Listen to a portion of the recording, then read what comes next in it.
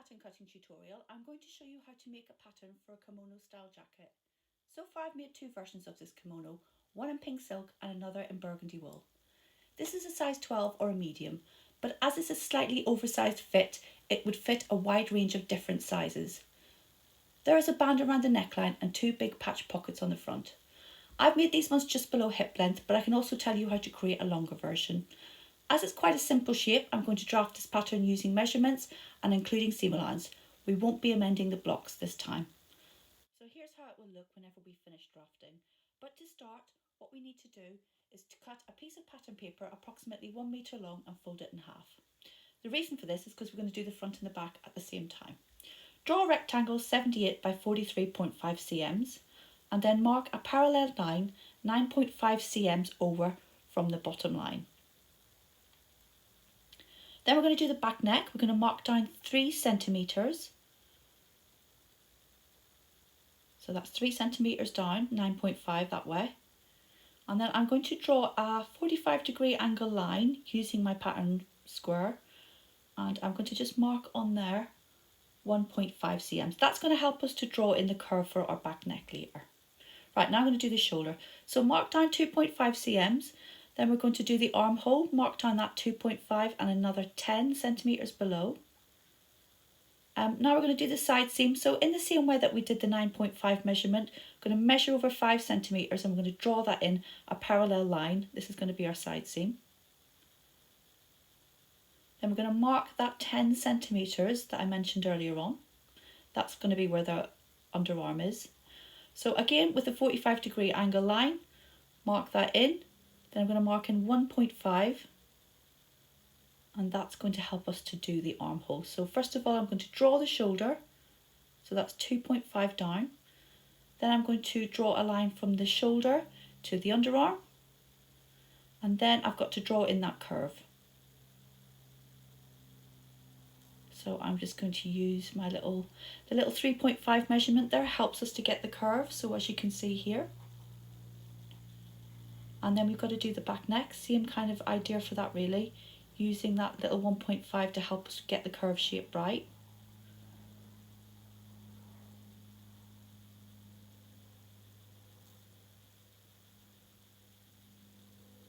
And there you can see how the back neck looks.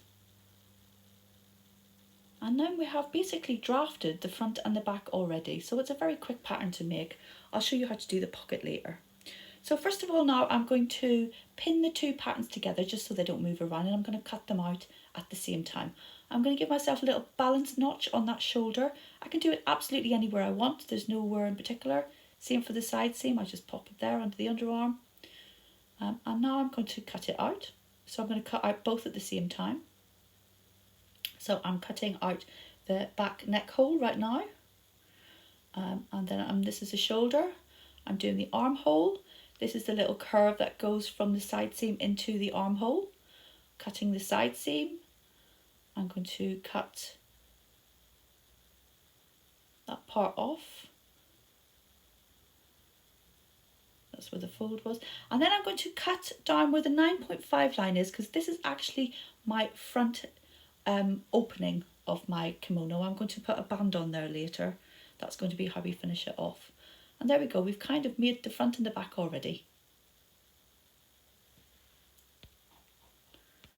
So I'm just going to rub out the underarm marks there. I'm going to get my notches and I'm just going to do those couple of notches. Now I don't know if you remember that earlier on I said we were going to draft this pattern including seam allowance. So I'm actually going to now just mark on all of the seam allowances and the grain lines and label up my pattern pieces. So to add the grain line, first of all, we're going to have, I'm going to mark 10 centimetres over from that front line, and we're going to just do that as our grain line, so that's parallel with the centre front. We want a nice long line there, so that can help us whenever we're cutting out. And I put a little arrow on the bottom to show the direction of cutting. And I'm writing on there, front, cut 1 pair self. Now I'm going to mark on the seam allowances. I always like to keep my seam allowances visible on my patterns. So it's going to be 1 centimetre on the front, then 1 centimetre on the shoulder, 1 centimetre on the front armhole, and then we need to draw a slight curve obviously going around that section, but also 1 centimetre here. The only place where it's not going to be 1 centimetre is the hem, which is going to be 2 centimetres because we want to have a nice deep hem on there. You could go bigger than that if you wanted to, really. Depends on your fabric. You don't want to put a 1 centimetre hem on because that's just going to look a bit cheap. Now, same for the back. I'm going to, so this kimono has got a centre back seam, which is great if you want to save on fabric, but also it's an opportunity for you to make it more fitted if you wanted to. So I'm just drawing in the seam allowance on the back neck at the moment, doing the shoulder. Don't forget my notch there.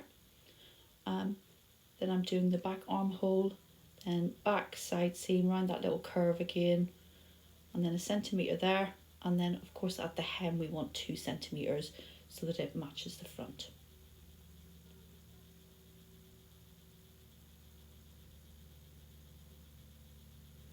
And I'm just going to draw a grain line on there that's running parallel with the centre back. It's very important to put your grain lines on. And there's my little arrow as well. So I'm writing on there, back cut 1 pair self.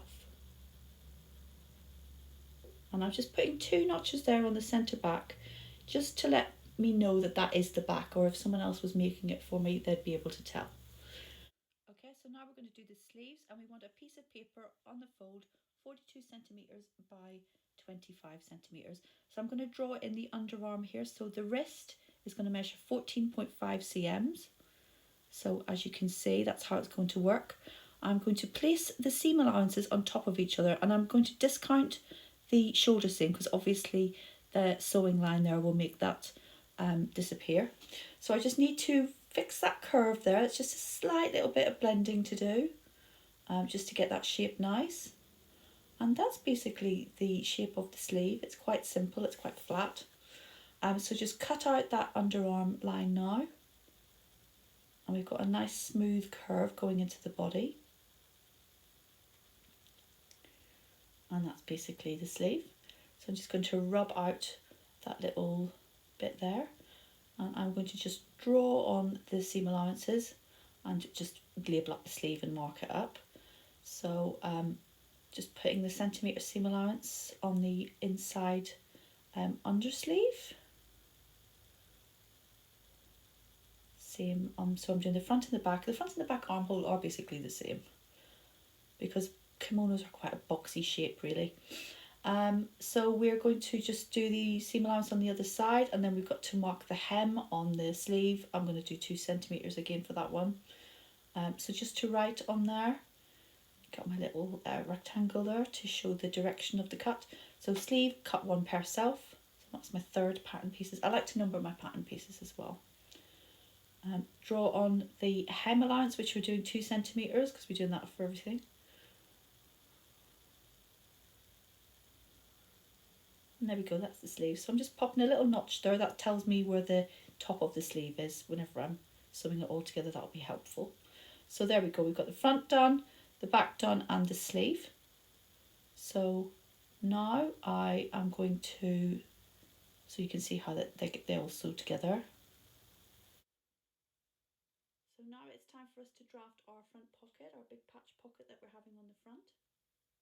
And we're going to measure up 5 centimetres from the hem, and then we're going to measure 3 centimetres over from the front opening so that we've got the pockets in a nice position. They're quite big pockets.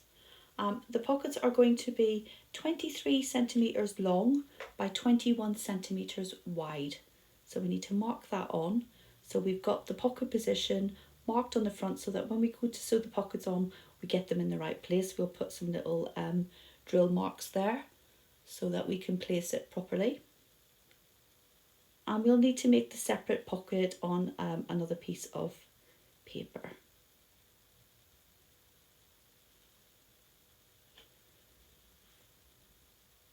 So here we've got a separate piece of paper, and I know that the pocket is 21 by 23. So I just need to add the seam allowance to that, and that should come out if we have a 2 centimeters deep hem at the top, that will come out 26 centimeters by 23 centimeters. Okay, so I'm just going to cut the pocket out now, and I'm going to fold it up so you can see what it looks like whenever it's actually on. Sometimes it's nice to get an idea for the dimensions of things before you make them in real life. Maybe you want the pocket bigger or smaller, it's up to you. You're the pattern designer, you can decide. So I'm folding it back, and I'm just going to place it on the front. So you can see, there we go. And we put our hand in the... So now we're making our final pattern piece number 5, and that is the neckband. So the neckband again is another rectangle. We want to make it 20 centimeters wide, and it needs to be the length of the front opening added to the back neck measurement. So I'm just going to mark on there my shoulder seam, and then I'm going to measure my back neck. Once I've marked on the seam allowance, I'll just measure it. So use your measuring tape on its side because we're measuring a curve. And when we measure that, we should get 10 centimeters. So we need to add 10 centimeters up from that shoulder notch. We're going to have a center back seam there, so don't forget to mark that as well.